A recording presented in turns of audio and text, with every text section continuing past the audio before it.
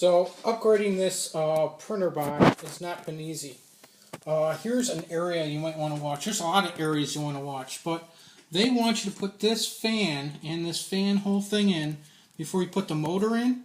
Well, the problem is, if you can't see behind there, those screws, it's not focusing, but those screws for the fan are in the way of putting the extruder in. And then they tell you to put this auto leveling thing on first before you put the extruder on, but you can't get the hot end in with the thing in the way.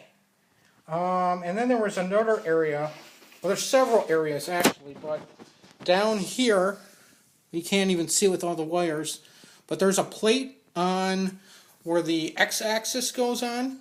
Well, you can't attach the whole thing together with that blade on. You have to take it off. And again, with the stupid fan, they tell you to put the fan on way too soon. You see the belt thing in the back here?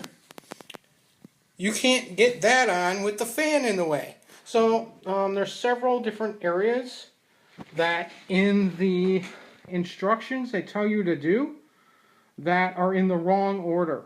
You'll find yourself taking this thing apart and putting it back together several hundred times.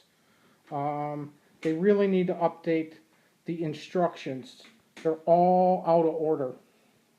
In all honesty, I would have probably put these wires through before I put this on.